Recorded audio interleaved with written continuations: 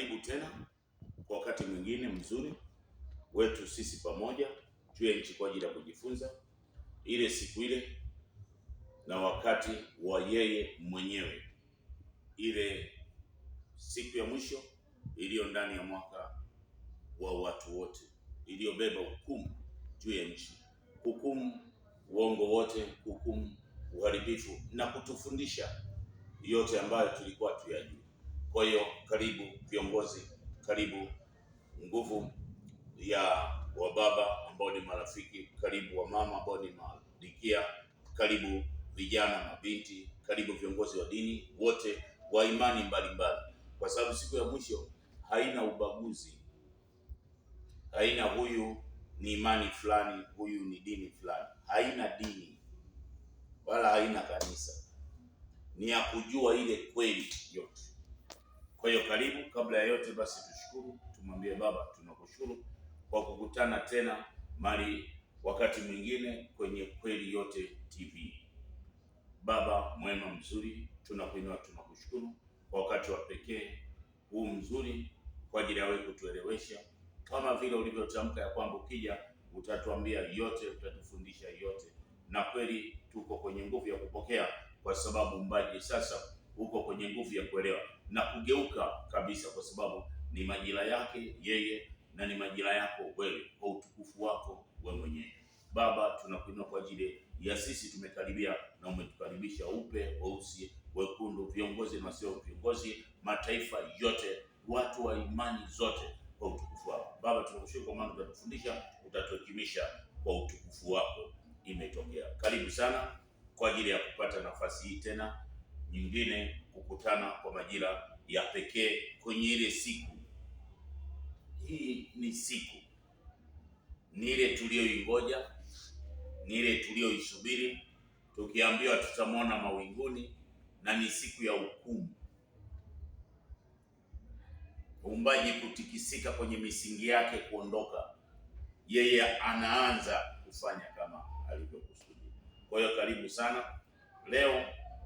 Jana tuliona msingi, lakini yeye Baba aliruhusu kwa ajili ya stima au umeme kukatika.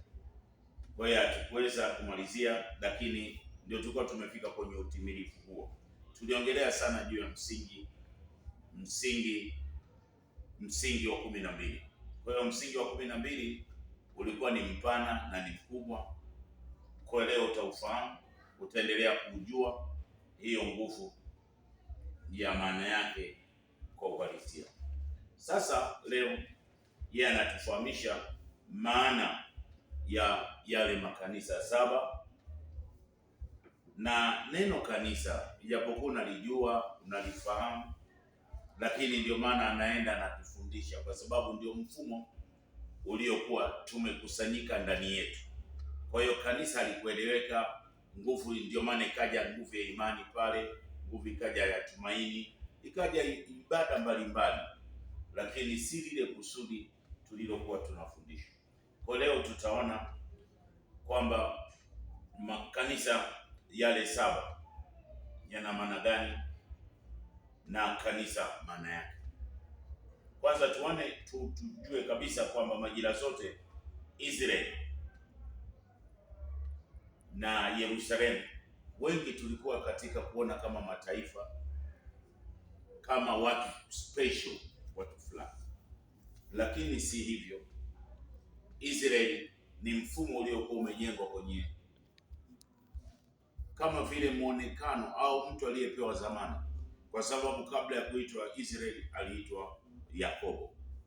Kwa Yakobo ikawa kama madhabahu ya uumbaji kwa ajili ya Baba apitishe pale ujumbe wake kwa watu wake kupitia kabila 12.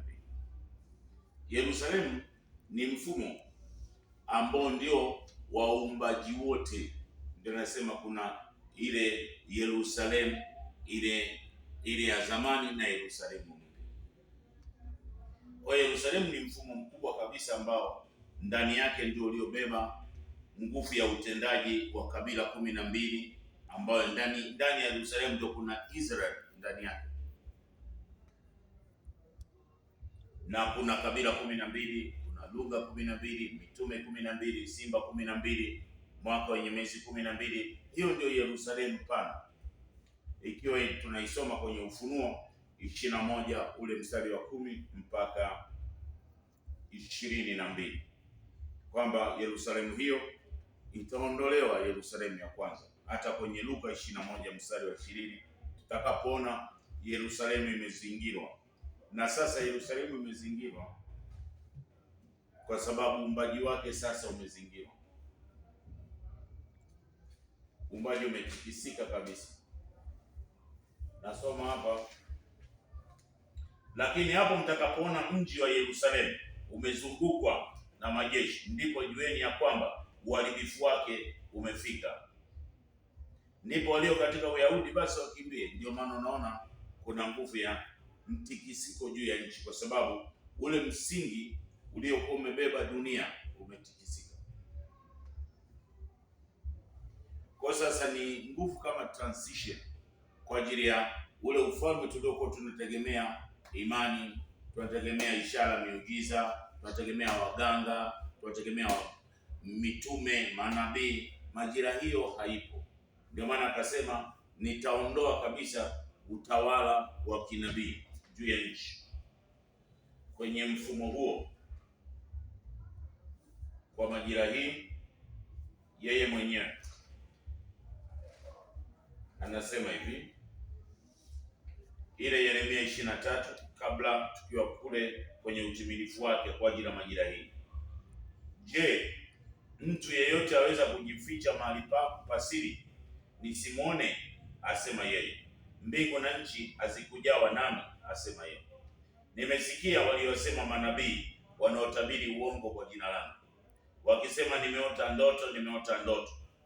Je, mambo haya yatakuwa katika mioyo ya manabii wanaotabiri uongo hata lini? Manabii wanaotabiri uongo hata lini? Katika mioyo yao wenyewe, wanaozania kuwa watawasaulisha watu wangu jina langu kwa ndoto zao wanazohadisiana kila mtu na jirani yake, kama vile baba zao walivyolisahau jina langu kwa ajili ya Baali. Nabii aliye na ndoto na aseme ndoto yake, na yeye aliye na kweli yangu na aseme kweli yangu kwa uaminifu. Ndio maana hata mimi nasema iliyo kweli yote, ijapokuwa sio rahisi kuisema hii, kwa sababu ni ushindani. Kuna watu wamekaa kwenye hizo nafasi, alafu nasema hapana. Kwa hiyo sio kitu rahisi, lakini kwa sababu ni yeye na ni wakati wake, basi anafanya yeye kwa uaminifu. Makapi ni kitu gani kuliko ngano? Asema yeye. Je, kweli yangu si kama moto? Asema yeye. Kweli yote kama nyundo ivunjayo. Kwa hiyo yeye mwenye kweli yote aseme. Ndio maana sasa tunasema ya kwamba kwenye majira yake, kama vile alivyotamka kwenye Mathayo 21:1 kwamba majengo yote ya ibada mbalimbali juu ya nchi alisema akija atavunja. Kwa hiyo kwanza, ibada, sisi ndio majengo yenyewe. Kwa hiyo wewe unapoelewa ile kweli, jengo linavunjika. Kwa hiyo utaifahamu ile kweli, na wewe utaishi sasa yale maisha ya kuishi ile kweli, kwa sababu kitu ambacho kimekuwa ni kwamba hatukujua hawa mitume manabii nani aliwatuma, na kwa sababu kosa kubwa ambalo lilikuwa kwenye nguvu ya kutojua ile utimilifu wa Yesu alichotumwa na Baba, na Paulo nini alitumwa na ni nani alimtuma. Hapo ndio kukawa na si bahati mbaya, kwa sababu ilikuwa linakusudiwa mpaka ifike siku ya mwisho ile iliyotamkwa na Mathayo 24 ile 36 kwamba siku ile na saa ile hakuna aijuaye, hata mwana ila Baba peke yake. Kama ilivyokuwa wakati wa gharika au wakati wa Nuhu, ndivyo itakavyokuwa kuja kwake mwana wa Adamu, ambaye sasa moyo wake kwa ajili ya kutimiza ile majira tuliyokuwa tumetumikishwa. Siku ya mwisho inabebwa na majira, yani mwaka wa watu wote, mwaka unaoanzia kwenye nguvu ya ndani ambayo ni mwaka wenye miezi 9, ambao ndio huu unaouona hapa. Mwaka unaanzia ndani, huu ndio umebeba siku ya mwisho kwa ajili ya watu wote sasa kutoka kwenye kutumikishwa na mauti na kuzimu. Mauti na kuzimu ni uongo. Kwa hiyo ndio akasema Luka 21 kwamba haya majengo mazuri tuliyokuwa nayo hayatabaki, hayawezi yakabaki, amefika. Ndio maana kila mmoja atafahamu kweli yote na kila mmoja atafahamu nani anatakiwa abudiwe.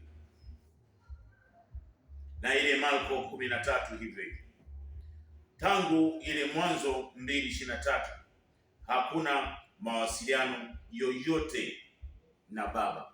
Kwa hiyo neno kanisa ambalo alikuwa ni yeye Adamu, tulikosa mfumo wa ibada. Kwa hiyo kanisa ni mimi na wewe, lakini sasa kwa sababu yule aliyekuwa kabeba kanisa kama nguvu ya hekalu ni wewe, si jengo hili. Tunakuja kukusanyika kwenye jengo, lakini kinachoanza kwanza ndani yetu ni ile sisi kufunguka. Sasa tumeishi kinabii, tumeishi kitume, tumeishi ile nguvu ya ishara na miujiza. Sasa akasema mimi nitakuja, akija atatufundisha kweli yote, nasi tutakuwa huru. Kwa hiyo baada ya anguko kanisa halikuwepo.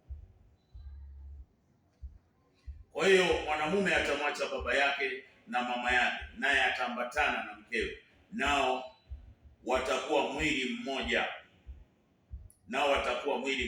Nao walikuwa uchi wote wawili, Adam na mke. Ndio maana unaona wanafukuzwa. Kwa hiyo ndio sasa ikatokea ile miaka 930 ambayo ndio ibada sasa unazoziona juu ya nchi zikiwa kwenye ibada za mawe, ibada za wadudu, ibada za miti, ibada za ndugu zetu waliolala. Hizo zote ni ibada ambazo si kusudi la Baba, ila kwa sababu ya mfumo uliokuwepo wa Babeli. Hao ndio kifuniko cha neno kanisa lilitokea, na kwa sababu aliyekuja kulitamka sasa kwa uhalisia ni Yesu. Kwa hiyo moja kwa moja wakajua ibada iko kanisani. Kwa hiyo tukawa tunasimama kwenye nguvu ya majengo. Sasa tutaona hapo kwamba kanisa, nguvu ambayo ilikuwa inatakiwa kuwepo. Kwa baada ya anguko tukawa na 930, tukaenda utumwani, Yeremia 29:4, mpaka itimie miaka 70 kwenye ile siku ya mwisho ya utimilifu wake, ndipo atatimiza yote yale ambayo tulikuwa hatuyajui. Nitasoma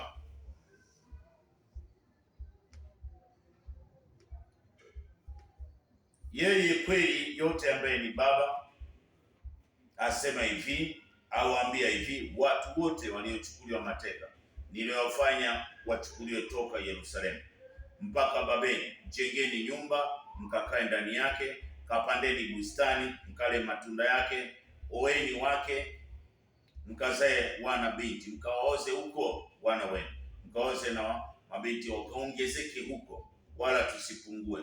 Kautakieni amani mji ule ambao nimewafanya mchukuliwe mateka, mkaombee kwake yeye, kwa maana katika amani yake mji ule ninyi nanyi mtapata amani.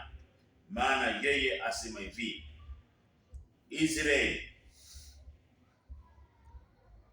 yeye muumba wa uumbaji wote ambaye ndio Israeli, asema hivi, manabii walio kati yenu na wabashiri wenu wasiwadanganye ninyi, wala msisikilize ndoto zenu mnazootesha, kwa maana kwa jina langu utabiri maneno ya uongo.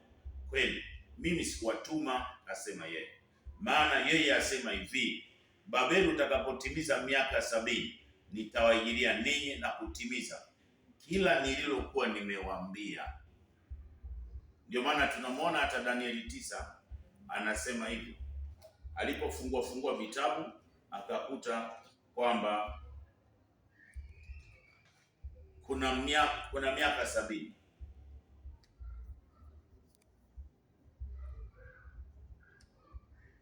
Katika mwaka wa kwanza wa kumiliki kwake, mimi Danieli, kwa kuvisoma vitabu na alifahamu hesabu ya miaka ambayo hiyo kweli ya Baba ilimjia Yeremia nabii na kutimiza ukiwa wa Yerusalemu, yaani miaka 70. Nikamwelekezea Baba sura yangu, akaniambia tu wewe nenda, kwa sababu ni ya muda mrefu.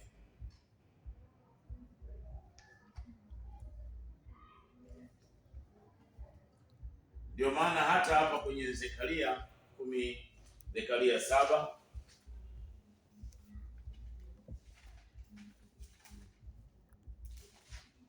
Zekaria 7 uone ile mstari wa 5, waambie watu wote wa nchi na hao makuhani ukisema, hapo mlipofunga na kuomboleza katika mwezi wa 5 na mwezi wa 7 katika miaka hiyo 70, je, mlinifungia mimi? Ndio maana unaona kila mmoja sasa imani ikawa ni ya vitu, amani ya vitu na watu, upendo wa vitu watu. Yaani mtawala akawa anatumikishwa kwa sababu adui yuko kwenye vitu, ili tusiweze kuvitawala vitu vyote, madini, vitu vya thamani juu ya nchi, wenye haki. Kwa hiyo na injili sasa zikawa ni za mbinguni. Kwa hiyo wote sasa hekalu la Baba, mimi na wewe, tukawa sasa tuna elimu ambayo ni tofauti na kila ambacho kilikuwa kinatakiwa tukifahamu. Kwa hiyo ndio maana tulikuwa sasa kwenye utumwa huo wa kutofahamu nguvu ya kanisa. Kwa hiyo tunaona sasa kanisa kwa mara ya kwanza kabisa likitamkwa na Yesu kwenye Mathayo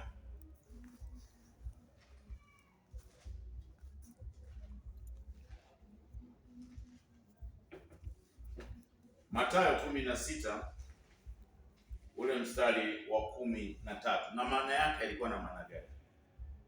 Basi Yesu akaenda pande za Kaisari Filipo, akawauliza wanafunzi wake, akasema, watu nena mwana wa Adamu kuwa ni nani? Wakasema, wengine unena Yohana Mbatizaji, wengine Elia, wengine Yeremia na mmoja wa manabii wale. Akawaambia, nanyi mwaninena kuwa mimi ni nani? Simoni Petro akajibu akasema, wewe ndiye Kristo, mwana wa Mungu aliye hai. Yesu akajibu akamwambia, heri wewe Simoni Bayona, kwa kuwa mwili na damu havikukuonyesha hili. Yaani ile nguvu ya kupata habari si katika mwili na si katika nguvu ya damu, ndio kupata mawasiliano. Hapa anaelekeza, bali Baba yangu ndiye amekuonyesha, ameongea, amesema, nami nakwambia wewe ndiye Petro, na juu ya mwamba huu nitalijenga kanisa. Sasa ukiangalia mfumo wa kanisa unatamkwa kiunabii kwa kila ambacho tayari hatukukifahamu, kwamba Yesu alikuwa na maana gani kusema kanisa vile lilivyo, kwa sababu alikuwa kwenye Isaya 6 ile 8 mpaka 13 ametumwa kuja kutuonyesha siku ya mwisho ilivyo na kutuonyesha zile madhabahu za imani za ibada mbalimbali zilivyo, na ndio maana akampointi Petro, na ndio maana tunaona Petro kwenye safari yake anamuonyesha, anamkana. Kwa hiyo tunamuona kwa sababu anajengwa, kanisa linajengwa hapo kiunabii, dunia wakajengea hapo kanisa. Tunaona hiyo Mathayo 26:69. Na Petro alikuwa ameketi nje bewani, kijakazi mmoja akamwendea akasema, wewe nawe ulikuwepo pamoja na Yesu wa Galilaya? Akamwambia, akasema, akakana mbele ya wote akisema, simjui usemao. Na alipotoka nje hata ukumbini, mwanamke mwingine alimwona akamwambia watu waliokuweko huko, huyu naye alikuwa pamoja na Yesu wa Nazareti. Yesu wa Nazareti akakana tena kwa kiapo, simjui mtu huyu. Punde kidogo wale waliohudhuria wakamwendea wakamwambia Petro, hakika wewe u mmoja wao, kwa sababu hata usemi wako wa kutambulisha. Ndipo akaanza kulani na kuapa akisema, simjui mtu huyu, na mara akawika jogoo. Petro akalikumbuka lile alilokuwa ameambiwa na kweli pale kwa Yesu, kwamba baada ya majira utanikana mara tatu.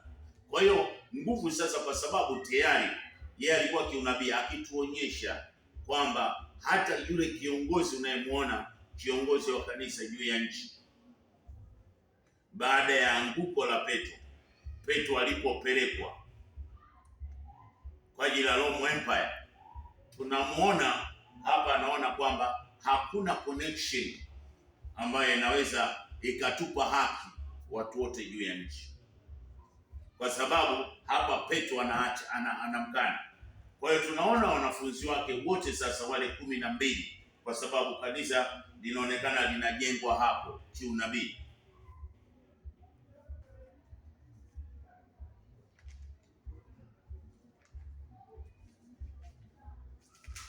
Tunaona kwenye Marko ile 16, hakuna mtu ambaye alikuwa na imani na ile kila alichokuwa na, kwa sababu alikuwa anapita Bwana Yesu. Baadaye akaonekana na wale 11 walipokuwa kila, akawakemea kwa kutokuamini kwao na ugumu wa mioyo yao, kwa kuwa hawakusadiki. Kwa nini? Kwa sababu Yesu alikuwa kiunabii, na kama yeye ndio alikuwa kiunabii, kila alichokifanya alikuwa nakifanya kimfano.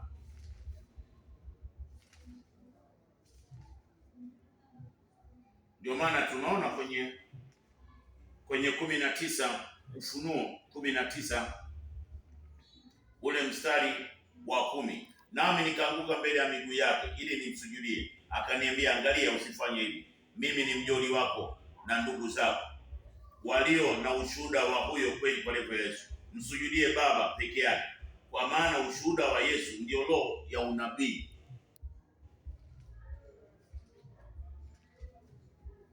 Ndio maana kwenye Mathayo akasema, mimi sijaja kubadilisha chochote, ila kwa sababu kulikuwa na ibada zilizokuwa zimetangulia zikasimamia hapo. Mathayo ile 5:17, msizani ya kuwa nalikuja kutangua Torati au manabii, la, sikuja kutangua bali kutimiliza. Na ndio maana akasema kwenye Luka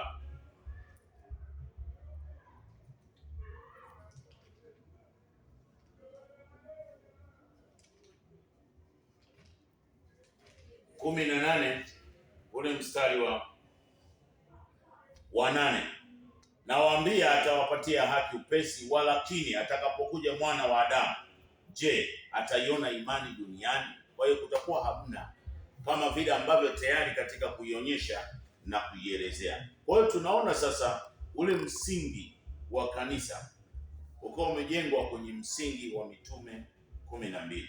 Ina maana kama ni msingi wa mitume 12, ina maana sasa, kwa sababu ilikuwa kinabii, roho ambazo tulikuwa tunaambiwa ni Roho Mtakatifu, ina maana Yesu hakumwachilia kwa wale ambao hawakumwamini. Yohana 7 ile 31 anaongelea tu siku ya mwisho ndio atakuja kufanya haya yote.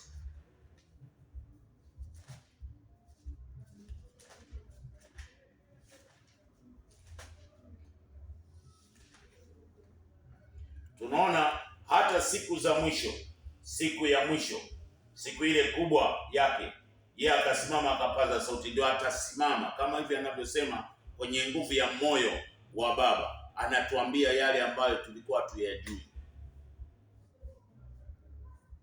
kwa ajili ya kusimamisha nuru yake juu ya nchi. kwa sababu yeye hakuwa na church,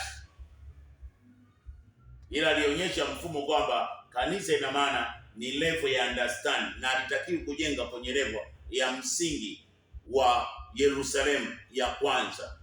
Ndio alikuwa anaonyesha kwamba wakati huo ndio nitasimamisha kanisa. Kwa hiyo bado alitambua kanisa.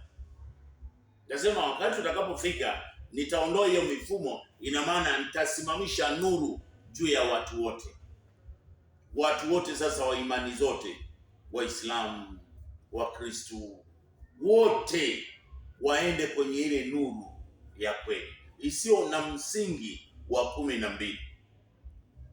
Ndio hivi wakati huu, aniaminie mimi, kama vile maandiko yalivyosema, mito ya maji yaliyo yatatoka ndani yake. Na neno hilo alilosema kwa nabii habari za Roho ambaye wale wamwaminio watampokea baadaye, kwa maana Roho alikuwa hajaja kwa sababu Yesu alikuwa hajatukuzwa. Kwa hiyo alikuwa hajatoka kwenye nguvu ya utimilifu wa yale kuweka, kwa sababu yeye kwenye utimilifu wake ni ukamilifu wa dahari. Neno ukamilifu wa dahari ndio mfumo wa kumwelewa, kwamba kueleweka yeye alitumwa nini, ndio ukamilifu wake wa dahari.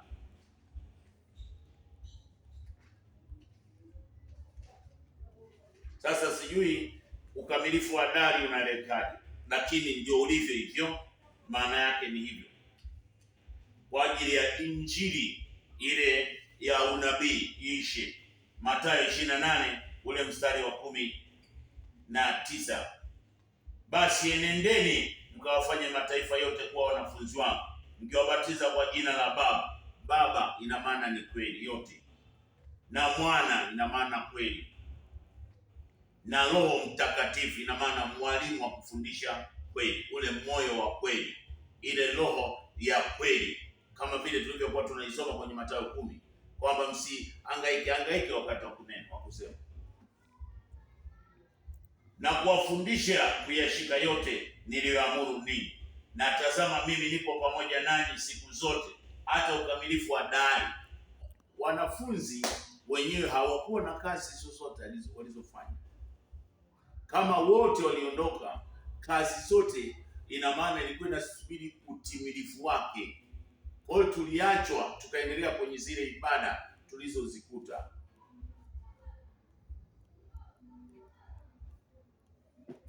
Kwa hiyo ndio maana unaona nabii aliyekuwa anaitwa Mtume Paulo ndio akatokea hapa kuja kusimama sasa na kufundisha kazi ambazo zinaitwa za Roho Mtakatifu, ambazo sasa watu wakawa wanamwagiwa na Roho Mtakatifu. Lakini hapa kwa sababu msingi ulikuwa umejengwa kwa mitume 12, ina maana kutokuamini, na Roho alikuwa bado hajaachiliwa.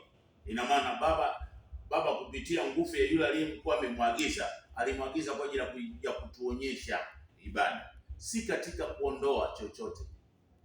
Mpaka utimilifu ndio wanaondoa. Ndio maana akasema jengo juu ya jengo halitabaki. Unaona, haya ndiyo mazuri kweli kweli, lakini halitabaki, atabomoa, kwa sababu mfumo wake sio wa kubadilisha watu. Mfumo wake ni wa kutapanya watu, kuhangaisha watu, kuteseka, kukosa utulivu. Kwa hiyo msingi wa kanisa tunaona sasa uko kwenye ile madhabahu ya nguvu ya mitume 12 na kabila 12. Ndio hao wazee 24 ambao ndio ilikuwa ni madhabahu ya yeye, ambaye na yeye alikuwa anaabudiwa na spirit, Baba akiwa mahali pake, akiwa tunawakilishwa. Hiyo ndio ilikuwa Yerusalemu. Mitume 12, kabila 12 wakiwa mbele yake wakisujudu. Kwa hiyo wakati wa kufika sasa majira hii, wakati anakuja juu ya nchi, yeye hawezi akaabudiwa tena na wazee 24. Hapa kwenye Ufunuo 11, na malaika wa utimilifu akapiga tarumbeta, pakawa na sauti kuu katika mbingu zikisema, ufalme wa dunia umekwisha kuwa ufalme wa Baba, naye atamiliki hata umilele. Na wale wazee 24 waketio mbele ya yeye katika kiti cha enzi viti vya enzi, wakaanguka kifudifudi, wakamsujudia yeye kweli yote, wakisema tunakushukuru wewe Baba uliyeko na uliyekuweko, sababu umeutoa uweza wako ule mkuu na kumiliki. Na mataifa walikasirika, hasira yako nayo ikaja, wakati ukaja wa kuhukumiwa waliokufa. Yaani ule utendaji wa wale waliojificha kwenye zile ambazo zilikuwa zinafanyika ibada za ndugu zetu, na kuwapa thawabu yao wote manabii na watakatifu hao walichao jina lako, wadogo kwa wakubwa, na kuharibu hao waiharibuwe nchi, kwa sababu hapa juu ya nchi hakuna aliyekuwa anaishi. Kwa hiyo majira ya utimilifu sasa, wakati inasimama hii, maisha yetu yanakuwa cemented juu ya nchi. Kwa hiyo tunafundishwa elimu za juu ya nchi, hatufundishwi tena ishara na miujiza. Ishara na miujiza ni majira ya unabii. Kisha hekalu la yeye lililoko mahali pake likafunguliwa, na sanduku la agano lake likaonekana ndani yake. Ukawa na umeme na mamlaka na tetemeko na juu ya nchi mvua. Ndio maana unauona ni mtikisiko juu ya nchi, kwa sababu kuna mamlaka ambayo ndio inatawala. Kwa hiyo wale waliokuwa wanatawala huko, kila kitu kimeshake. Kwa hiyo tunaona sasa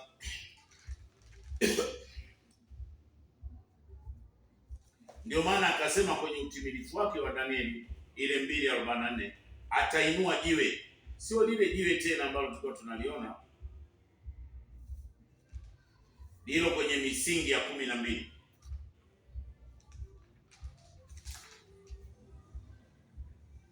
Nasoma,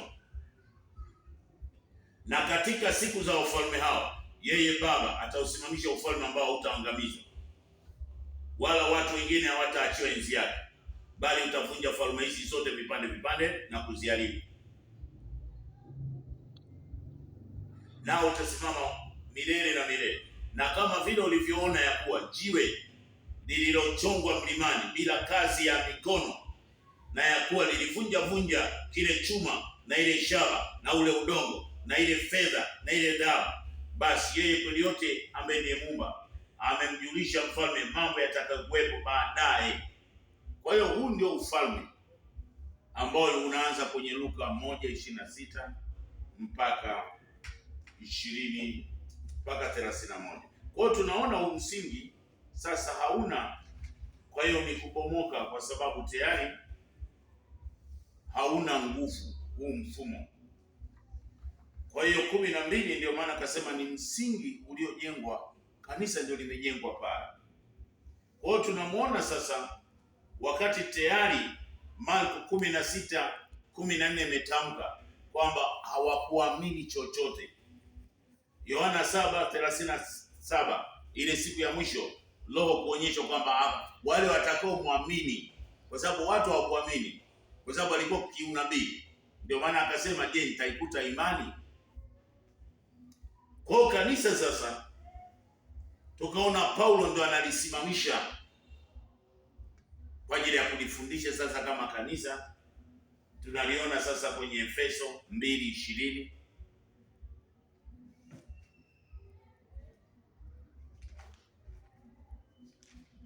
Kwa hiyo 12 hiyo sasa ikawa inatembea, lakini si katika faida ya Baba, ila faida ya wale ambao wako humo wanafanya biashara. Ndio maana akasema wote wamekuwa wafanya biashara, anapindua meza.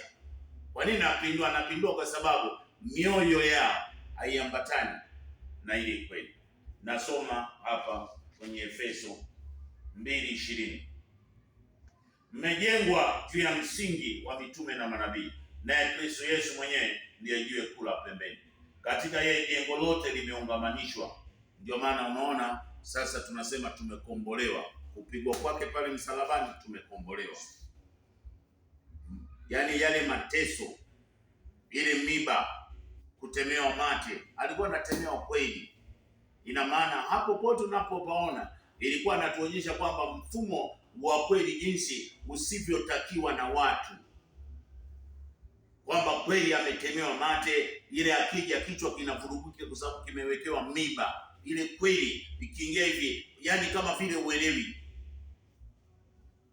ndivyo mfumo huo, kwamba wameweka mfumo wa kujificha hawa kwa mtu unamwona kama vile. Sasa nawaonyesha mimi namna ambavyo walivyofanya, lakini kwa sababu alikuwa anaandika habari zake kwa ajili ya siku ya mwisho, yasionekane ni uongo, kwa sababu sasa hivi kila ile kweli inapotokea duniani wanajificha kwenye neno la ufrimason na uchawi na ubaya.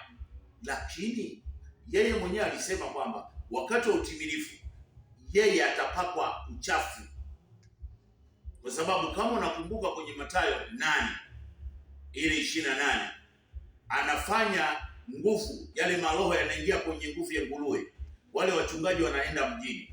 Alipofika kwenye ule mji, watu walimkataa, wakasema ondoka, hatukutaki. Kwa nini? Kwa sababu tayari uumbaji wote haukuwa unaelewa kwamba nini mfumo upo unaotakiwa kutumika kwetu ili utusaidie.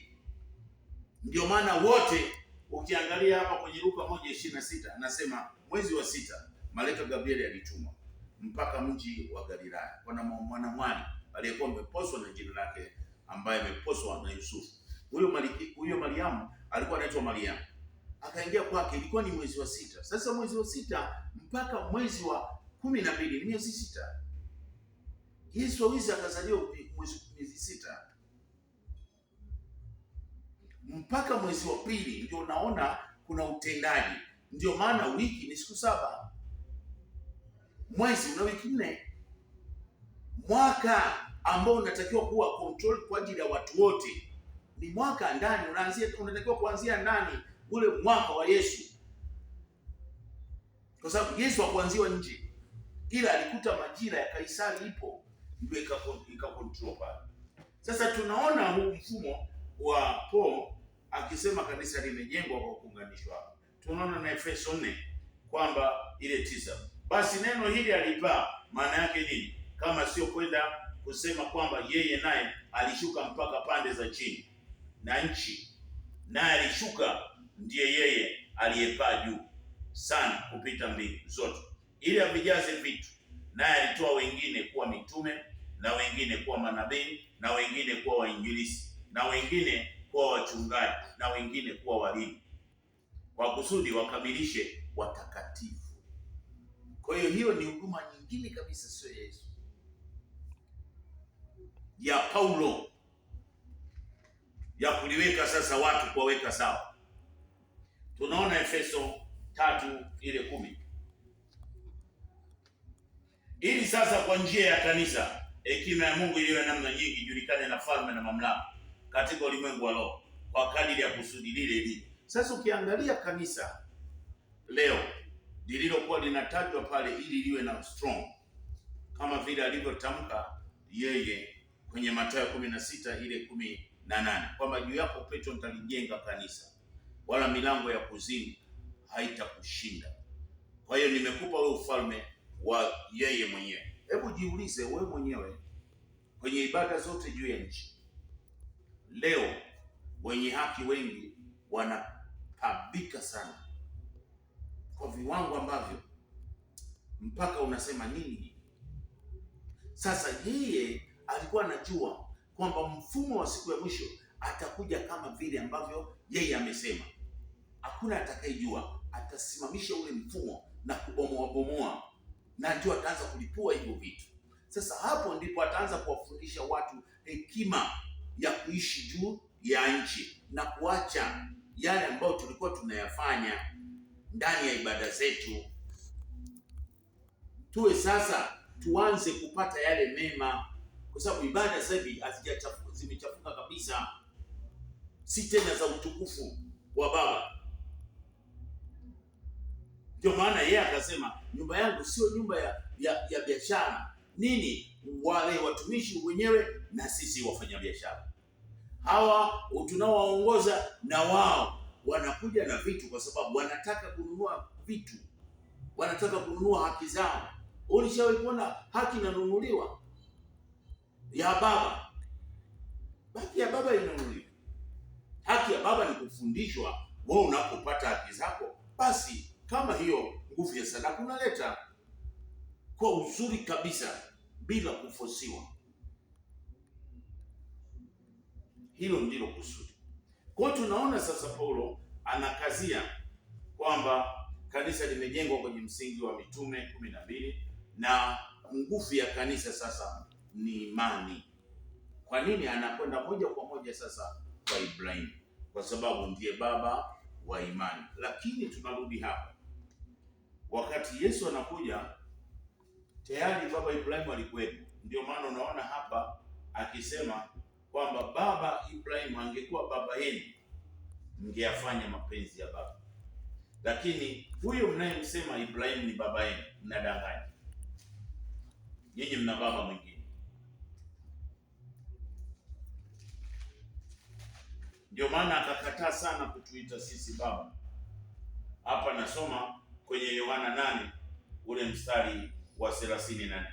Yesu akamwambia, mimi nawaambieni, kila atendaye dhambi ni mtumwa wa dhambi. Wala mtumwa akae nyumbani siku zote, mwana ukaa siku zote. Basi mwana akiwaweka huru, mtakuwa huru kweli kweli. Najua ya kuwa ninyi ni uzao wa Ibrahimu, lakini mnatafuta kuniua kwa sababu kweli yangu haimo ndani yenu. Niliyoyaona kwa Baba ndio nayoyashuhudia, nanyi vivyo hivyo mliyoyasikia kwa baba yenu ndiyo mnayoyatenda. Wakajibu wakamwambia, baba yetu ndiye Ibrahimu. Lakini sasa ukiangalia hapa, Ibrahimu kwa baba wa imani alikuwa anatuonyesha kwamba kwa sababu baba Ibrahimu alikuwa baba anatafuta tu angalau hata jina lake liitwe, yaani kupima kuona kwamba naye atafanya. Lakini Ibrahimu hakuwa baba wa imani kwa kuhadisia. Kama baba imani tunaona Sara akimpata baada ya kushawishwa na Sara kuchelewa, akampata Haji. Alipompata Haji hapa baadaye hapa kukawa kwa ajili ya huyu Sara akapata mtoto akawa anaitwa Isaka. Isaka akaoa Rebeka akapata watoto wawili. Sara majira yake ya kuishi juu ya nchi ikaisha, akafa. Tunaona Nania anaoa tena Ibrahimu. Hebu angalia kwenye ulisi wakati anagawa, ndio uone sasa iliyotokea ile mwanzo, uone kwamba pale ilikuwa ni anguko kubwa juu ya nchi kwa ajili ya imani. Tunaona Mwanzo ile 25:1. Ibrahimu alioa mke mwingine, jina lake akiitwa Ketura, akamzalia Zimran, Yokshan. Hawa ndio Japani, wa Korea, wa China. Na wana wa Midian walikuwa Efa na Efal na Hanok na Bida na Elda. Hao wote walikuwa ni wana wa Ketura, walikuwa 6. Ibrahimu akampa Isaka yote aliyokuwa nayo, lakini wana wa Masuria aliyokuwa nao Ibrahimu akawapa zawadi, naye akawaondoa katika mahali alipokaa Isaka mwanawe. Kwa hiyo anahesabika mwana mmoja. Sasa hapo ukisema una imani, hakuna imani. Yeye alijua kwamba hakuna imani. Ndio maana kwenye ile nguvu ya Luka 18 ile 8 anasema hapa nitaikuta imani, kwa sababu anajua hata kama mnataja baba yenu ni Ibrahimu bado.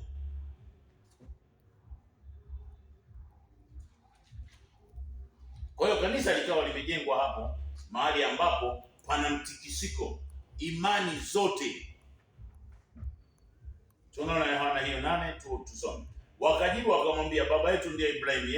Yesu akawaambia, kama mngekuwa watoto wa Ibrahimu mngezitenda kazi za Ibrahimu, lakini sasa mnatafuta kuniua mimi, mtu ambaye nimewaambia hiyo kweli, nimeyasikia kwa baba. Ibrahimu hakufanya hivyo, ninyi mnazitenda kazi za baba yenu. Ndipo wakamwambia, sisi hatukuzaliwa kwa zinaa. Wakarudi mwilini. Baba yetu ndiye muumba. Yeye akawaambia, kama Mungu angekuwa baba yenu mngelinipenda mimi, kwa sababu nimetoka kwa baba, nimekuja wala sikuja kwa ajili yangu mwenyewe, bali yeye ndiye aliyenituma. Kwa hiyo tunaona hapa, tunaona Paulo akiwa amesimamisha hiyo, lakini yeye hakuwa na maana hiyo, na wala Paulo hakumwagiza. Paulo ni wale mitume waliokuwa wameandaliwa kwenye ile miaka 70, ile Yeremia 29 ile 4 mpaka ule mstari wa 9 na Yeremia 27 ule mstari wa 5 mpaka wa 9. Hapo ndipo kulikuwa kuna manabii. Ndio maana ukisoma kwenye Yeremia 23 anasema nitawawekea mchungaji mmoja. Hata tunazoziona hizi huduma 5 zilitengenezwa baada ya ule mfumo Yesu kuonekana kwamba kwa sababu hakujulikana, ila roho chafu ndio zilijua. Watu sisi hatukujua mpaka mwisho, ila mapepo yalijua kwamba huyu hajatumwa kuja kufanya chochote. Huyu amekuja kutuonyesha tu namna ibada zilivyo, ili wakati wakija tusije kuzunguka, kwa sababu maandiko yatakuwa wazi. Bila maandiko si vita ipo. Bila haya aliyo asingekuwepo kusema. Sasa unasemaje sasa wakati haijaandikwa? Mathayo 8 ule mstari wa 28. Na alipofika ng'ambo katika nchi ya Gerasi, watu wawili wenye pepo walikutana naye, wanatoka makaburini, wakali mno, hata mtu asiweze kupitia njia ile. Na tazama, wakapiga kelele wakisema, tuna nini nawe, mwana wa Mungu? Je, umekuja kututesa kabla ya muhula wetu? Kwa hiyo wana agreement kwa sababu ya Mwanzo ile 2:23 mpaka kwa sababu ya lile anguko la Adamu. Kwa hiyo wote tukaenda utumwani. Kwa hiyo mitume, manabii tukazaliwa mle, zikawepo roho chafu nyingi za ishara na miujiza, ambayo ndio inaonekana kama inafanya kazi kwamba ni roho za kitume, roho za hizo hamna. Rafiki, na kuambia ni kweli, sio rahisi kutangaza siku ya mwisho tayari, sio rahisi. Sasa una hakika gani? Zekaria 13 ile 2, kisha itakuwa katika siku hiyo, asema Baba, nitakatilia mbali majina ya sanamu katika nchi, yasikumbukwe tena. Pia nitawafukuza manabii na roho za uchafu watoke katika nchi. Tena itakuwa katika siku hiyo, mtu awaye yote atakapotoa unabii, basi baba yake na mama yake waliomzaa watamwambia, hutaishi, kwa maana unanena maneno ya uongo kwa jina la Baba. Kwa sasa, kwa sababu tulikuwa bado hatujafika hapo, anayeweza kutufundisha na akatangaza juu ya nchi kwamba Bwana, majira ya Baba, wakati wa Baba wa ufalme wake juu ya nchi umesimama, hukumu imeanza, ni yeye. Kwa evidence na proof zote na matukio unayoyaona, sio kwa kusema tu nabii. Sasa huo ndio ukawa ni msingi wa Zaburi 11:3 kama tulivyosoma kwamba msingi ukiharibika basi hakuna mwenye haki. Ebrania, msingi mkubwa sana ni ile imani ambayo tulikuwa nayo, baba wa imani. Siku ile sasa ndio akasema itakuja kama mwizi na hakuna aijuaye, na ndio hii majira ya Zekaria 14:7 inayoanzia ndani. Huo ndio mwaka wake.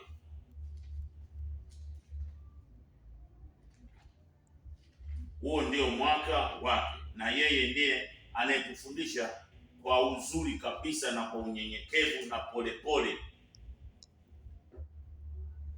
Lakini itakuwa siku moja iliyojulikana na Baba, sio mchana wala sio usiku, lakini itakuwa ya kwamba wakati wa jioni kutakuweko nuru.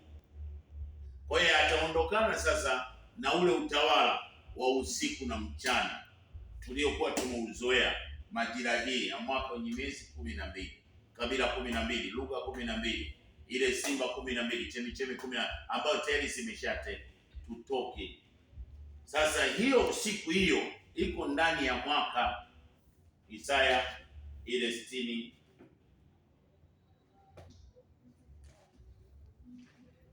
61 ule mstari wa 2, kutangaza mwaka wa Baba uliokubaliwa na nani sasa? Na sisi sote, kwamba mweupe amezaliwa kwenye siku 28, ameumbiwa hapo. Kwa hiyo ametungiwa na kuzaliwa kwenye miezi 9. Mtoto akakamilika, ana nywele, ana macho, yaani anasubiri tu akue. Sasa ule mfumo wa kuumbwa mle ndani ndio mfumo wa siku ya mwisho, siku yake moja kutoka nayo nje, sio hii. Hii ni nusu, ndio tuliotuka baada ya kuachana na baba, wakaita miezi 9 huku ndani. Kwa hiyo huku nje ndio wakaita mwaka wenye miezi 12, ili watu control humu ndani, wafanye wanavyotaka. Na hii ndio nguvu ya bahari, na hii ndio nchi kavu. Kwa hiyo kwenye nguvu ya Ufunuo ile 10, kitabu kimefungwa kilichokuwa kimefungwa. Kwa hiyo huu sasa, hii ni nusu. Kwa hiyo tukaenda utumwani. Hapa ndio utumwani, hapa ndio tunarudi sasa kwenye siku ile ya baba. Mwaka unaanzia ndani, mkononi mwake ni matirio ya uumbaji, anaachilia. Ukiingia ndani, unaanzia ndani kuandikwa, unatoka nje. Ukifika miezi 9 kwa ajili ya kuzaliwa, unazaliwa, ni mwaka umemaliza, unaendelea mwaka na siku moja. Hiyo ndiyo majira ya ibada ya siku ya baba hiyo. Kwa hiyo hiyo sasa ndio inaondoa mfumo wa kishetani uliokuwa juu ya nchi. Kwa hiyo hiyo sasa inapatikana baada ya ile nguvu ya vita ya utimilifu kabisa, vita ya siku ya mwisho. Hii vita unayoiona ya Israel, Amerika na huu mchafuko wanapopigania kwa Iraq, imeandikwa, ipo wazi kwamba katika majira ya Ufunuo 16 ile 13, roho chafu zote za udanganyifu juu ya nchi zitakusanyika pamoja kushindana na ile kweli. Kwa sababu kwenye nguvu ya nyakati wa pili ile 36 ule mstari wa 20 mpaka 26, Babeli ndio anaangukia pale, taifa lile linaangukia pale, ambalo sasa kwenye Yeremia 25 ule mstari wa 12 limetamka. Kwa hiyo tunaona sasa kwamba kwa uhalisia kwenye majira hiyo sasa,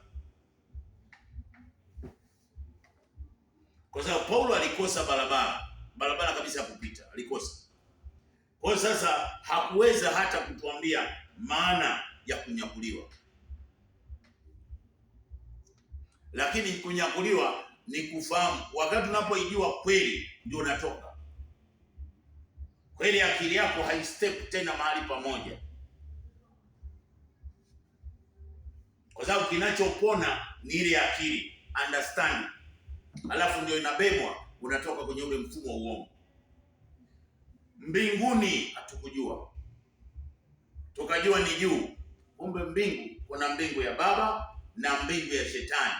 Mbingu ya baba ni mahali pake ya kutotumika mara mbili, tulikuwa tujafika. Sasa ndio tunafika hapa mahali pake pa yeye baba ambaye ni kweli yote. Na mbinguni ya shetani, wakati tunapokuwa kwenye nguvu ya Mwanzo 5 ndio ibada ya Samueli wa kwanza 28:3 na Luka 16 ile 19. Hizo zote zilikuwa ni ibada za kuzimu, ndio alikuwa anapaita mbinguni. Kwa hiyo tulipokuwa tunaenda, wanakuja kufanya hapo, ndio palianzishwa ibada ya ndugu zetu kwa ajili ya kutumika mara mbili, ibada za wale waliolala. Hawakutaka, lakini ni ibada za kibabeli huko. Uta describe tu, utapata masomo yote yako kwenye Kweli Yote TV na una like. Kwa hiyo mbinguni, tukasoma mbingu ni refu ya ufahamu. Sasa hakufahamu, kwa sababu yeye ndio alikuwa anatakiwa kutuelewesha. Na mawinguni, atakuja mawinguni, wote watu wanamsubiri juu. Atakuja mawinguni, kila jicho litamuona. Litamuona vipi? Wewe anasema utamuona vipi baba? Kupitia ule ufahamu wake unapokuja, wakati wewe tayari unatumikishwa na vitu, na wewe ni mtawala, na wewe una upendo wa watu na vitu, na wewe ni mtawala. Sasa na baba hujampa nafasi ya kumpenda.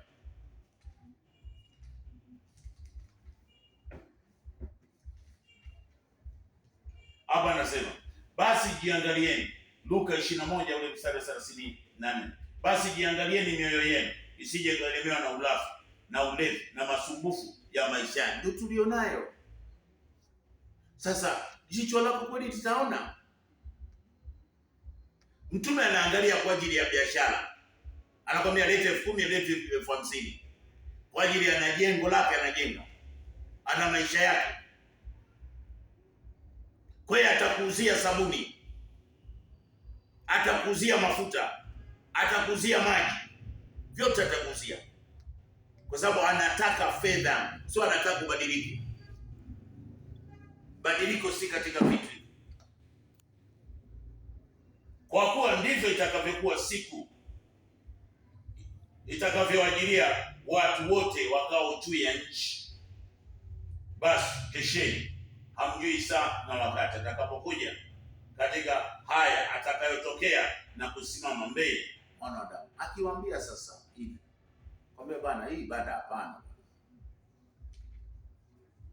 Ndio maana akasema hakuna ajuaye ila mwana atatokea, mwana wa Adamu, ambaye sasa akuja kurejesha hii majira ya ibada. Kiserikali itabaki kiserikali, ana dini na ibada zetu.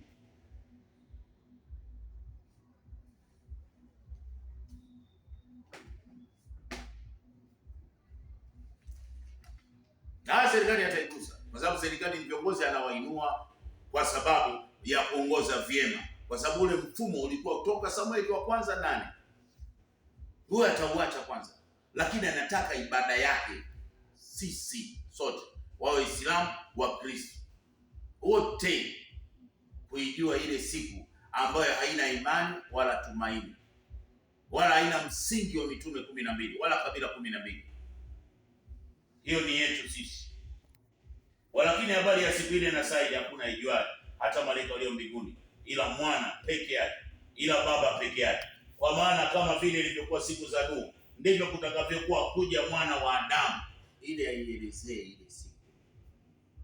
Sasa huyu ndio moyo wa Baba, ndio anaelezea kwamba Baba ni nani. Baba ni kweli yote. Yesu ni nani? Yesu ni kweli. Huyo Roho Mtakatifu ni nani? Ni moyo wa Baba, moyo wa kufundisha, sio moyo wa ishara, sio moyo wa maajabu na unabii. Hapana, yeye anafundisha nifaki. Kwa hiyo mawinguni tukaelewa. Sasa ametuelewesha mawinguni, ina maana ni mpeleka habari. Wingu jeupe ni habari, wingu la utimilifu. Mauti na kuzimu ni uongo. Sasa hakuonekana, tukasimama kwenye nguvu ya mauti na kuzimu, tukasema ni kuzika, ni watu kulala.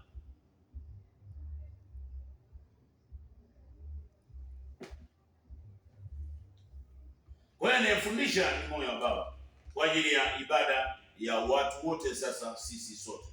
Kwa hiyo tunaona makanisa 7. Tumeona kanisa sasa likiwa tayari ni msingi wa 12, ina maana halina nguvu.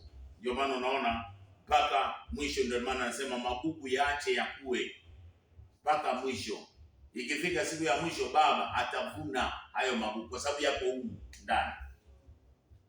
Tunaona sasa, ili twende tumalizie hapo haraka. Je, makanisa 7 na yenyewe yalikuwa na maana gani? Makanisa 7 yalisemwa ni ya Asia. Hata mimi nilikuwa najua wakati tuko kwenye level hiyo ya bado hatujapewa hii majira. Nilikuwa najua kabisa kwamba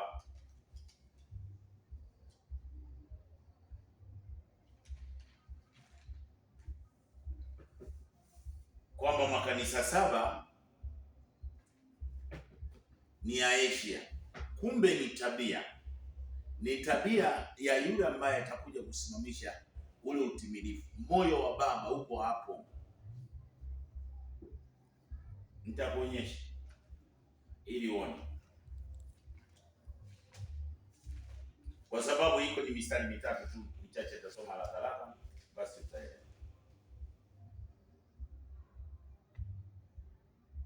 Inaanza, hii ni Yohana akiwa kwenye nguvu ya maono, akiona habari hiyo kwamba hapa kwenye Yohana 1:7 nasema, tazama niwaja mawinguni na kila jicho litamuona, na waliomchoma wa kabila zote za dunia watamuomboleza. Kwa hiyo huyu sasa ndio maelezo ya ule moyo ulivyo na ibada inavyotakiwa kuwa ya yeye Baba, na nguvu ya tabia hiyo katika kushinda kwa ajili ya kila mmoja anashinda. Sasa tabia ya kwanza ya kanisa la Efeso, tabia yake, haya ndiyo anenayo yeye azishikaye hizo nyota 7 katika mkono wake wa kuume, yeye aendaye katikati ya vile vinara 7 vya dhahabu, na yajua matendo yako na taabu yako na subira yako, ya kuwa uwezi kuchukuliana na watu wabaya. Yaani zile tabia mbaya, hii ndio tabia hiyo ya kwanza. Tena umewajaribu wale wajitao mitume, nao sio. Ndio tunaeleza hivi kwamba mitume wote hawako hapo, ukaona kuwa waongo. Tena ulikuwa na subira na kuvumilia kwa ajili ya jina langu, jina la Baba kweli yote, wala ukuchoka. Tujachoka, achoki. Lakini nina jambo moja, ya kwamba umeuacha upendo wa kwanza. Kwa hiyo sasa ile nguvu ya upendo, akasema hapana, hautakuwa upendo. Ina maana itakuwa ni kuheshimiana sisi kwa sisi. Upendo utakuwa kwa Baba, kushukuru, kujaa kushukuru. Umebarikiwa leo, unashukuru. Umepata kiasi, unashukuru. Unashukuru, unaishi juu ya nchi ili maisha yawe marefu. Basi ukatubu, ndio maana tunatubu. Lakini unalo jambo hili kwamba yachukia matendo ya Wanikolai, ambayo na mimi nayachukia. Tabia sio nzuri ndani ya ibada. Yeye aliye na sikio na asikie jambo hili ambalo Roho ayaambia makanisa. Yaani anawaelezea sasa makanisa ni sisi, zile tabia tulizokuwa nazo. Sawa. Yeye ashindaye nitampa kula matunda ya mti wa uzima. Mti wa uzima ni mfumo, ni kalenda. Yerusalemu ya kwanza ilitumia majira ya mwaka yenye miezi 12. Mti wa uzima ulio katikati ya bustani ya Baba ni hii, majira ya mwaka yenye miezi 9, kurudi kwenye Mwanzo ile 3:20. Hiyo ni tabia ya kanisa la Efeso. Tunaona kanisa hili la kanisa liko similar. Haya ndio anenayo yeye, na wa kwanza na wa mwisho, aliyekuwekwa amekufa kisha akawa hai. Yaani haonji mauti, yaani na maana hatumiki mara mbili huyo. Najua ziki yako na umaskini wako. Hapa anasema ataongea tabia yake. Yeye nami nitakuwa taji ya uzima. Yeye aliye na sikio ayambia hayo makanisa. Yeye ashindaye hatapatikana na madhara ya mauti ya pili, kutumika mara mbili. Mauti ya pili kutumika mara mbili. Kwa malaika wa kanisa lilioko Pergamo andika. Hii na yenyewe tabia anasema.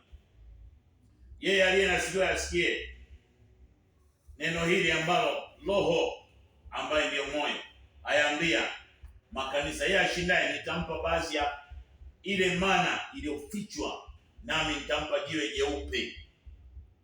Yaani ufahamu wa juu kabisa. Na juu ya jiwe hilo limeandikwa jina langu. Yaani ile nuru kuu yake. Hilo ni kanisa linaloitwa Pergamo. Kanisa Thyatira hili sasa kuna tabia hapa ya uchawi kwenye mahali pa ibada.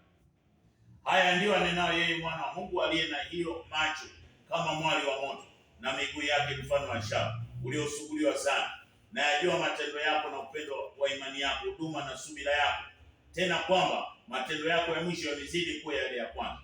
Lakini nina jambo lako la kuambia.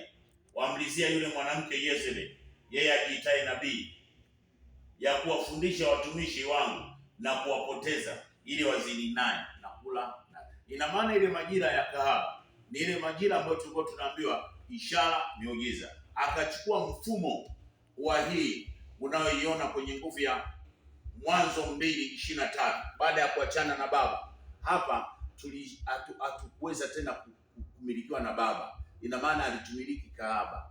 Ndio maana kwenye Ufunuo 17 ile 15, yule mama amekaa kwenye bahari Na ndio maana hata Yesu wakati anakuja kwenye Mathayo ile anasema zile roho za nguruwe akazitupa zikaenda baharini, zilienda kwenye nguvu ya asili, kwenye mamila tuliokuwa, kwa sababu tunatambika kabisa, lakini tunamtaja Yesu. Sasa unaangalia mfumo ulivyo, badiliko sasa liko wapi? Kwa ndio maana unaona watu wanaendelea kuwa vile walivyo. Kwa hiyo huyo ni nami nitawaua watoto wake kwa ajili ya hayo majira sasa. Lakini uambie ninyi wengine mlioko Tiatira wote wasio na mafundisho haya, wasiozijua fumbo za shetani. Shetani alikuwa na fumbo, naye ashindaye na kuyatunza matendo yote hadi mwisho, nitampa mamlaka juu ya mataifa. Kama hivi ndio Baba sasa anawafundisha watu wote, bila kusema hili ni kanisa langu, bila kusema hii ni imani yangu. Hapana, Baba hana hizo. Baba ni kuheshimiana, sisi ni kumpenda, kuipenda ile kweli, kujaa kushukuru, sababu hataki tena tuwe na mafundisho ya mbinguni.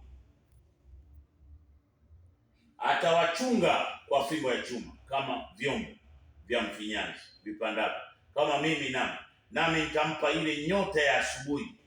Ndio maana hatuiti alfajiri wala hatuiti usiku, kwa sababu hatuishi usiku wala mchana, tunaishi majira ya nuru, kwa sababu yeye amesema mji ule hauhitaji jua. Kwenye Ufunuo 22:21 ule mstari wa 23, na mji ule hauhitaji jua wala mwezi kuangaza, kwa maana utukufu wa yeye mwenyewe hutia nuru, na taa yake ni hiyo kweli. Nami na mataifa watatembea katika nuru yake, na wafalme wote kuleta utukufu wao. Kwa hiyo zamu sasa ya kwanza kuchangia huduma hii ya yeye mwenyewe, kwa sababu tutafundishwa na yeye kwamba je, hapa tunatoa sadaka au mahali pake pa kweli yote panatoka nini? Ili sasa huduma hii inatakiwa iende wafikie watu wote, kwa sababu ni ya utimilifu. Kwa hiyo haina usiku wala mchana. Kwa hiyo ile nyota sasa ile ni kuanza na nuru. Kila asubuhi wewe unapoamka, hakikisha unamshukuru Baba, halafu unamwambia Baba, hebu nifanyie wepesi kule ninapokwenda, kwa sababu mimi naishi juu ya nchi. Yeye ndio kiongozi wako kila mahali, atakuwezesha na kila kitu kitafanyika ukiwa karibu. Basi kwa sababu ndio tunafundisha na ndio anatufundisha, basi tutakuwa katika kushukuru kwa pamoja na mwendelezo kwa ajili ya haya maisha juu ya nchi. Hilo ni kanisa lililokuwa kwamba tutapewa ile nyota ya asubuhi. Na kanisa la Sardi, hii sifa yake ni kuandikwa katika kitabu cha uzima. Kitabu cha uzima ni maelezo ya kweli yote. Hiyo ndio kuandikwa kwamba ashindaye nitampa, na kweli tumepata kitabu cha uzima. Sasa tunaandikwa, na asiyeonekana kupitia Ufunuo 16 hajaandikwa humo, basi atapata aibu. Na ndio maana sasa hivi Baba anataka afike kila mahali. Ndio maana hata wewe unaposikia, hakikisha una describe, una like na mwenzio unamwambia, kwa sababu ndio majira hii. Hakuna mahali pengine utaona kila kitu, mambo yameharibika. Kwa sasa hivi ni kulipenda kukaa kabisa, kumwambia Baba wewe, viongozi, wasio viongozi, vijana wote change, kwa sababu ndio majira. Narudia tena, kama Baba, huu uumbaji tunaouona, kila kitu kimeumbwa, kama ulihusika na yeye Baba alihusika, basi majira imefika. Na kama huu uumbaji Baba hakuhusika, basi tunadanganyana. Hiyo tu tujue, hajaja wala nini. Lakini kama Baba huu uumbaji aliumba, basi amefika.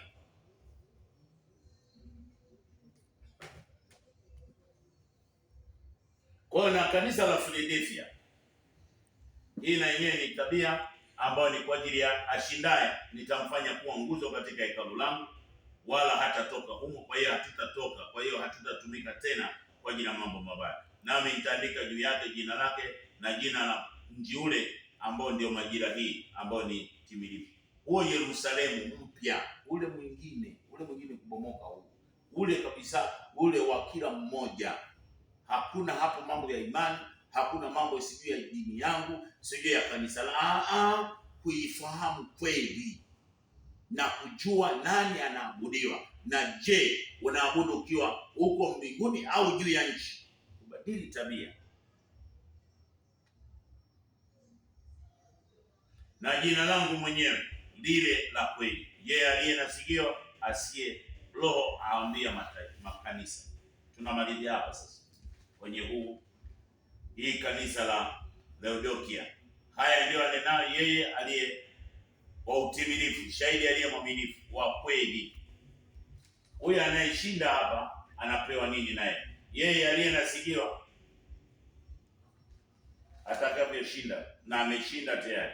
Uelewa wake sasa. Tazama, nasimama mlangoni nabisha, mtu akisikia maelekezo ile kweli, basi kufungua mlango, nitaingia kwake, naam nitakula pamoja naye, naye pamoja nami. Yeye ashindaye nitampa kuketi pamoja nami katika kiti cha enzi. Kiti cha enzi ni kile kiti cha kweli yote. Yeye ni kweli yote, kiti cha enzi ni kweli yote, kitabu ni cha kweli yote. Kama mimi nilivyoshinda nikaketi pamoja na Baba yangu katika kiti changu cha enzi. Yeye aliye na sikio asikie jambo hili, na Roho huyu wa ufundisho ambaye ni Roho wa kweli ayambie makanisa. Kwa hiyo hapa ilikuwa ni sifa za utimilifu ambazo walikuwa wanatakiwa awe nazo Paulo.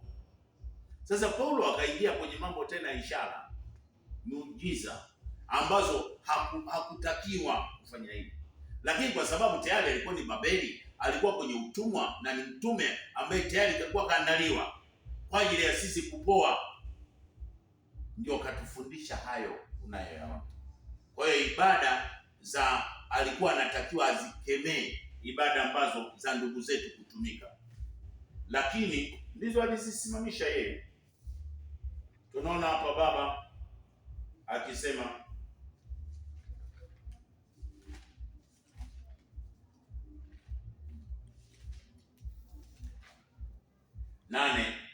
ile Mathayo 8 ule mstari 21. Mwingine katika wanafunzi wake akamwambia, Bwana, nipe ruhusa kwamba niende nikamzike baba yangu. Lakini Yesu akamwambia, nifuate, waache wafu wazike wafu wenzao. Hapo alikuwa anambia sio kwamba wanapolala ndugu tuache polini, hapana, haimaanishi hivyo. Yeye alikuwa na maana kwamba mkishamaliza kulaza nyinyi mnamaliza kabisa, mnaendelea na shughuli kama kawaida. Hamtaki tena kurudi kule kuja kwanza kutambika memorial ceremony, kuabudiwa. Anaabudiwa mwingine ndani mle, kama Samueli wa kwanza 28 ile 3, wakati yule mganga anaenda kumuinua Samueli, kwa sababu Samueli hawezi akaamka. Tunaona hata kwenye Mathayo ile 22 ule mstari wa 29, Yesu akajibu akamwambia, mwapotea kwa kuwa hamyajui maandiko. Mungu si Mungu wa wafu, bali Mungu wa walio hai. Hiyo ndio ilikuwa anatufahamisha kwamba tukishamaliza limepata tukio. Ndio maana sasa hivi kila kitu kitakuwa wazi, kwa sababu kila kitu kiko wazi, kwa sababu tunataka adui asitutese. Tumeteseka. Mitume, manabii wametesa watu. Isaya 38 ule mstari wa 18, kwa kuwa kuzimu hakuwezi kukusifu, mauti haiwezi kukuazimisha, wale washukao shimoni hawawezi kuitarajia kweli yako. Aliye hai, na aliye hai ndiye atakaye kusifu kama mimi leo. Hawakutaka ndugu zetu. Narudia tena, sina chukia, si chuki. Hata wakati ule alikuwa huyo kweli, kwa leo Yesu alikuwa anasema, kwa sababu yeye alikuwa amekuja. Sasa huyu ni moyo wa Baba. Ina maana ukiendelea kufanya hivyo utaandika. Kwa hiyo na ibada zote zile za siri juu ya nchi ambazo zinampromoti shetani, hizo lazima zianguke, zifutike, kwa sababu watu wake anawataka waabudu wanachokijua, watoke kwenye ibada za mbinguni, watoke kwenye ibada za ishara, miujiza, unabii, ubashiri, wakae kuifahamu ile kweli, nayo kweli wawe free. Namshukuru sana Baba kwa leo kwamba tumefahamu kwamba makanisa saba na maana ya kanisa lilivyo. Kwa hiyo ule msingi wa kanisa, msingi wa mitume 12 umevunjika na hautakuwepo tena. Kwa hiyo uumbaji umepona, taifa limepona, imani zote zimepona, watu wote wamepona. Ina maana nguvu mbaya za uchawi, uganga, ushirikina, ufrimasoni, aina zozote za ushetani, ina maana sasa hivi ni kufanya kazi juu ya nchi. Ndio maana Adam Mwanzo 2:15 akamwambia ulime na kutunza. Kwa hiyo kwanza ni kumpa nafasi Baba, umshukuru kwa kuamka, uwe na nguvu ya mbegu ya kumshukuru Baba na kushukuru kwa ajili ya mimi kuwepo hivi na kupata nafasi ya kuwaombea na wengine na kuwaombea viongozi na kuwaombea vijana. Sasa tubarikiwe, tumebarikiwa sisi sote, tumebarikiwa viongozi, wamebarikiwa taifa, wamebarikiwa wote wa imani zote, watumishi wote wa rangi zote, tumebarikiwa naye Baba ametutunza, ametulinda. Imetokea. Karibu tena kwenye Kweli Yote TV kwa ajili ya utimilifu wake yeye mwenyewe.